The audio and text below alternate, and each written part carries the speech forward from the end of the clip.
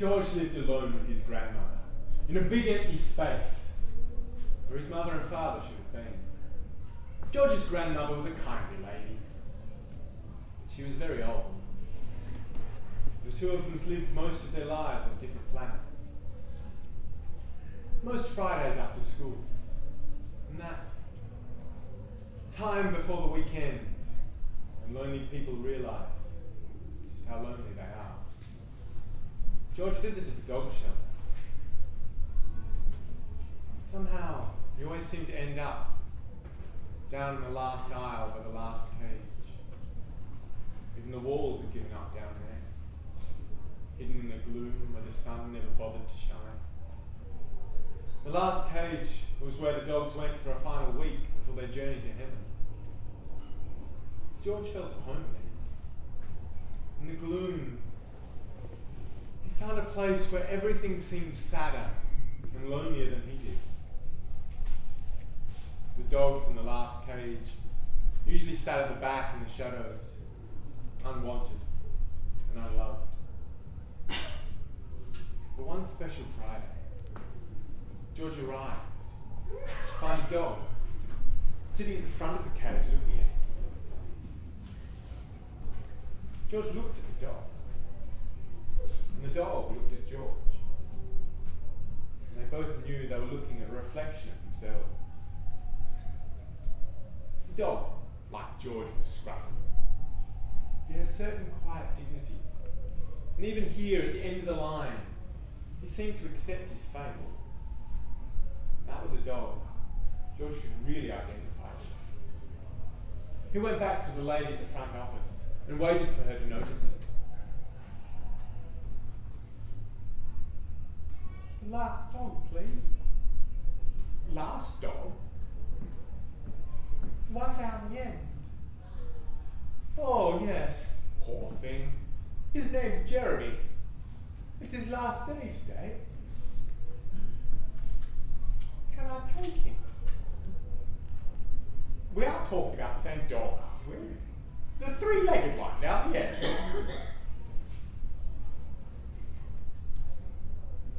Why would you want him now? We've got lots of other dogs here. They've all got four legs and coats that don't look like they're covered in grease. Why don't you take one of them? I want the last dog. Well, you have to ask your parents first. We close in an hour. George ran home. He ran so fast that all the air and words was sucked out of him. When he reached his grandmother's house, "Dog! Dog! Jeremy!" was all he could manage to say. Slow down. No time! Dog! We'll have to think about it. You know what they say. A dog isn't just for Christmas. A dog is for life. But you want to have a life tomorrow. Finally, George managed to explain about Jeremy. His grandmother looked at the big empty space inside George and reached for her coat. You go on ahead, I'll catch up. So George ran back to the dog shelter and just caught the lady as she was getting ready to leave. And together, they waited for George's grandmother.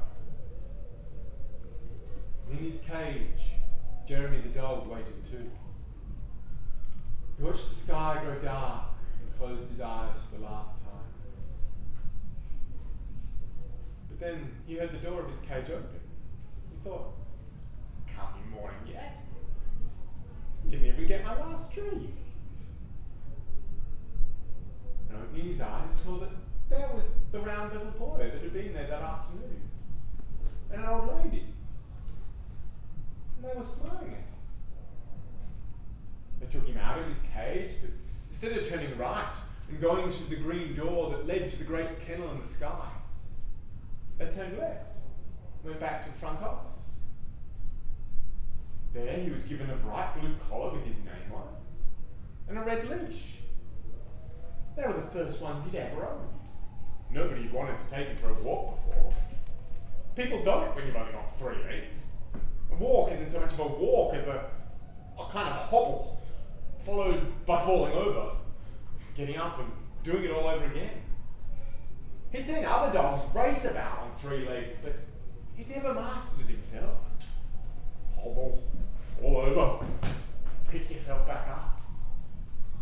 So after it had taken 20 minutes just to get out of the car, George picked up Jeremy and carried him home. And then the little dog was put down on the couch. Thought perhaps he had died and gone to heaven. He'd never been anywhere so soft and warm. The next few weeks were filled with all kinds of new words for Jeremy. Words like dinner, and cuddle, and tickle.